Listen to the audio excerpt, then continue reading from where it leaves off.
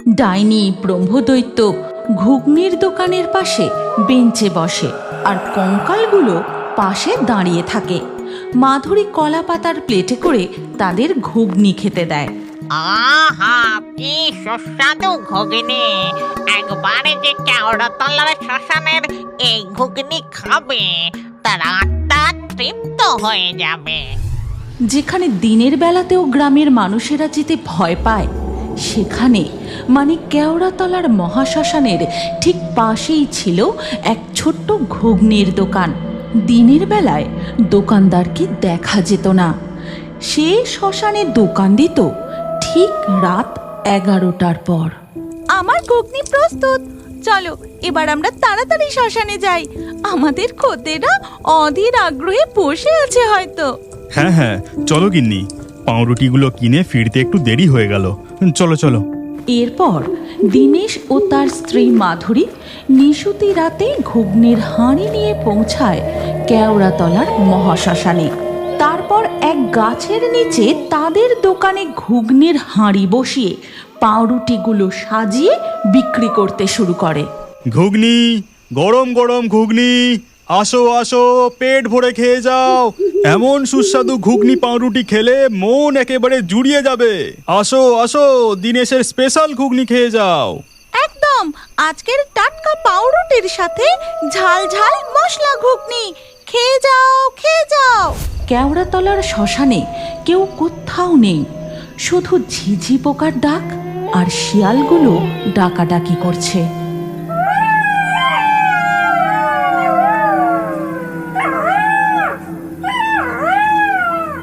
এমন সময় সেই শ্মশানের পাশের রাস্তা দিয়ে সাইকেল চালিয়ে বাড়ি ফিরছিল দীনেশদের গ্রামের এক প্রতিবেশী। ঘুগনি, গরম গরম ঘুগনি, সাথে একদম টাটকা পাউরুটি। খেয়ে যাও খেয়ে যাও, ঘুগনির সাথে পাউরুটি খেয়ে যাও। গোটা শ্মশান চত্বরে একটাও জনপ্রাণী নেই। এই দিনেশ যে এত জোরে জোরে ডাক দিচ্ছে, এত রাতে কে আসবে ওর ঘুগনি খেতে? এমন সময় ঘটে এক ভৌতিক ঘটনা। দীনেশের দোকানের সামনে একে একে প্রকট হয় ডাইনি, ব্রহ্মদৈত্য ও কঙ্কালের দল। আহা, কি সুন্দর সুস্বাদু ঘুগনির গন্ধ! দিনেশের দোকানের গরম গরম ঘুগনি আর পাউরুটি খাবো বলে সারাটা দিন অপেক্ষা করে থাকি। এই বেটা দিনেশ, তাড়াতাড়ি ঘুগনি খেতে দে, পেটে ছুঁচোতে ডন মারছে। দিচ্ছি দিচ্ছি, এক্ষুনি দিচ্ছি, আপনারা বেঞ্চে বসুন। ডাইনি, ব্রহ্মদৈত্য ঘুগনির দোকানের পাশে বেঞ্চে বসে আর কঙ্কালগুলো পাশে দাঁড়িয়ে থাকে।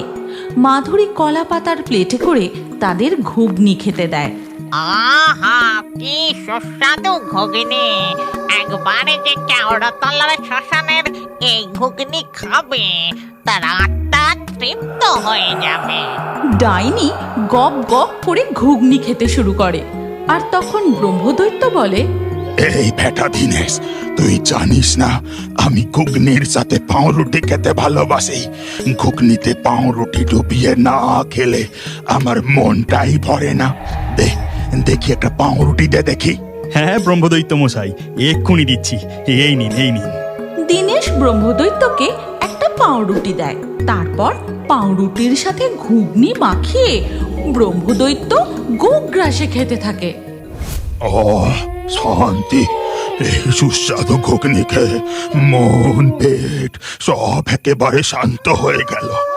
দাঁড়া, তোকে দামটা মিটিয়ে দিই। এই বলে ব্রহ্মদৈত্য তার কোঁচর থেকে আদ্যিকালের একটা সোনার কয়েন বের করে দীনেশের হাতে দেয়। আর এই সব কিছু লুকিয়ে লুকিয়ে দেখছিল সেই সাইকেল যাত্রী।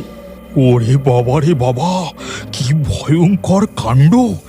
এই শ্মশানে ভূতেরাই তার মানে ঘুগনি খাবার খদ্দের, আবার একটা সোনার কয়েনও দিল। যাই, বাড়ি গিয়ে বউকে ঘটনাখানা বলতে হবে। লোকটি সাইকেল নিয়ে তার বাড়ির দিকে চলে যায়। এরপর সারা রাত ধরে দীনেশ ও মাধুরী শ্মশানের ভূতেদের ঘুগনি বিক্রি করতে থাকে। ভোরের দিকে মাধুরী বলে, চলো গো এবার আমরা বাড়ি ফিরে যাই। সব ভূতেদের ঘুগনি পাউরুটি খাওয়া হয়ে গেছে, আর কেউ বাকি নেই। এই ঘুগনিটুকু আর এই কটা পাউরুটি শুধু পড়েছিল, এটাও যদি বিক্রি হয়ে যেত মন্দ হতো না। যাকগে, এবার আমরা বাড়ি ফিরে যাই, চলো। এই বলে দিনেশ তার ঘুগনির দোকান বন্ধ করতে যাবে, ঠিক সেই সময় বলো হরি, হরি বল, বলো হরি, হরি বল, বলো হরি, হরি বল, বলো হরি, হরি বল। একদল লোক একটি মরা নিয়ে কেওড়াতলার শ্মশানে প্রবেশ করে। ওই দেখো, আবার একদল লোক শ্মশানে এলো। একটু দাঁড়িয়েই যাই, বাকি ঘুগনি আর পাউরুটিটাও হয়তো বিক্রি হয়ে যাবে। লোকগুলো মরার খাটিয়া নামিয়ে রাখতেই হঠাৎ খুব জোরে ঝড় ওঠে। আরে আরে, কি জোরে ঝড় উঠলো রে বাবা! আশেপাশেও যে দেখি কোথাও দাঁড়ানোর জায়গা নেই। ওই দেখো, ওই দিকটায় একটা দোকান খোলা আছে। চলো চলো, আমরা ওখানে যাই। এমন সময় আকাশে বিদ্যুৎ গর্জে শুরু হয় ঝমঝমিয়ে বৃষ্টি। ও, বৃষ্টিটাও শুরু হলো। এই মুষলধারে বৃষ্টিতে চিতা জ্বলবে না। চল, আমরা এই দোকানটায় গিয়ে আশ্রয় নিই। লোকগুলো মরাটাকে ফেলে রেখে ঘুগনির দোকানে গিয়ে আশ্রয় নেয়। বাহ, কি সুন্দর ঘুগনির গন্ধ! এই গন্ধে খুব জোরে খিদে পেয়ে গেল। কই গো ঘুগনিওয়ালা, আমাদের 1 প্লেট করে ঘুগনি দাও দেখি। হ্যাঁ হ্যাঁ, দিচ্ছি দিচ্ছি, এক্ষুনি দিচ্ছি। দিনেশ তার ঘুগনির পাত্রের ঢাকাটা সরাতেই ঘুগনির মন মাতানো সুগন্ধ গিয়ে পৌঁছায় মরার নাকে, আর সাথে সাথেই তার মধ্যে থেকে ভূতটা বেরিয়ে আসে। কি সুস্বাদু খাবারের গন্ধ!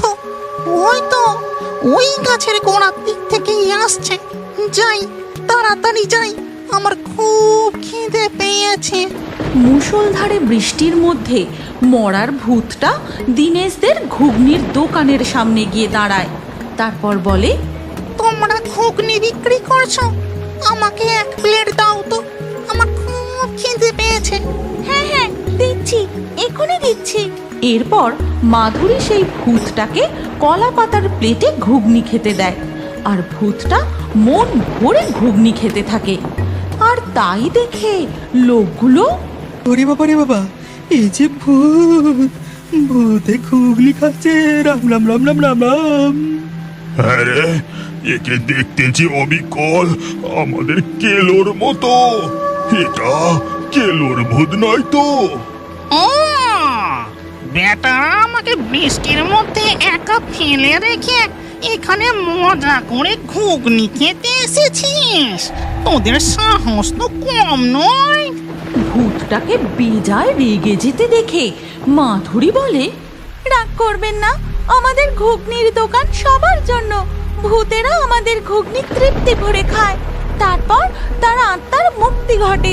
আর অভুক্ত শ্মশান যাত্রীরাও আমাদের ঘুগনি পাউরুটি খেয়ে পেট ভরায়।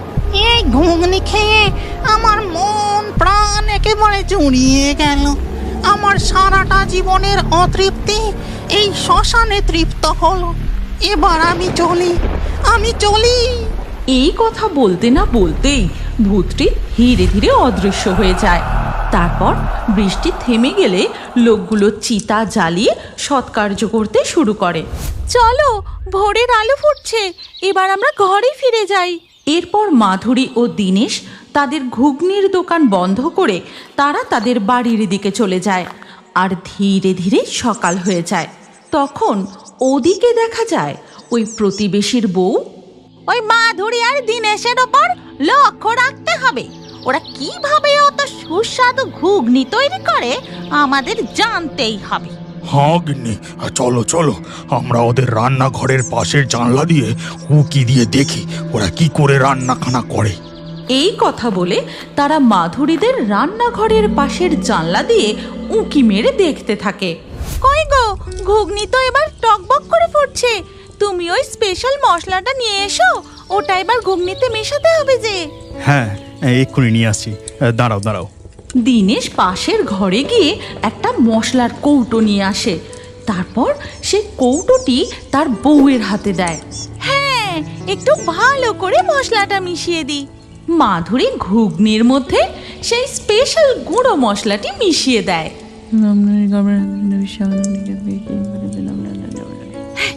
এবার হয়ে গেছে। এই সব কিছু রান্নাঘরের জানলা দিয়ে মিনতি দেখে নেয়। তারপর তারা তাদের বাড়ি ফিরে আসে। ও আসল রহস্য তার মানে ওই মশলাটা। আমাদের ওই মশলাটা যেভাবেই হোক হাতাতে হবে। ওরা তো রাত্রেবেলা শ্মশানে ঘুগনি বিক্রি করতে বেরিয়ে যায়, তখন বাড়িটা একদম ফাঁকা থাকে। এরপর ধীরে ধীরে রাত হয়ে যায়। প্রতিদিনের মতোই মাধুরী ও দীনেশ ঘুগনির হাঁড়ি নিয়ে কেওড়াতলার মহাশ্মশানে সেই গাছতলায় ঘুগনির দোকান দেয়। আর ওদিকে বাড়ি ফাঁকা পেয়ে রান্নাঘরে ঢুকে সাধন ও মিনতি। ওই গো, ভালো করে খুঁজো না, ওই মশলার কৌটোটা কোথাও তো দেখতে পাচ্ছি না। দাঁড়াও, আমি পাশের ঘরে গিয়ে দেখে আসি। সাধন পাশের ঘরে গিয়ে খোঁজাখুঁজি শুরু করে। আর ওদিকে শ্মশানে ঘুগনির দোকানে ভূতেরা ভিড় করে ঘুগনি খেতে থাকে। এমন সময় পেয়েছি পেয়েছি, এই তো ওই মশলার কৌটোটা। সাধন ঘুগনির স্পেশাল মশলার কৌটোটা হাতে তুলতেই ওদিকে ডাইনি বলে ওঠে, এ কি সর্বনাশ! দিনেশের ঘর থেকে মশলার কৌটা চুরি করছে। চলো ভূতেদের দল, ওকে আটকাতেই হবে। সাথে সাথেই ডাইনি, ব্রহ্মদৈত্য ও কঙ্কালের দল শ্মশান থেকে অদৃশ্য হয়ে মাধুরীদের বাড়িতে যায়। আর এদিকে মাধুরী বলে, হ্যাঁ গো, স্পেশাল মশলাটা যদি লোভী কারোর হাতে পড়ে যায় তাহলে যে মহা বিপদ হয়ে যাবে। এবার কি হবে?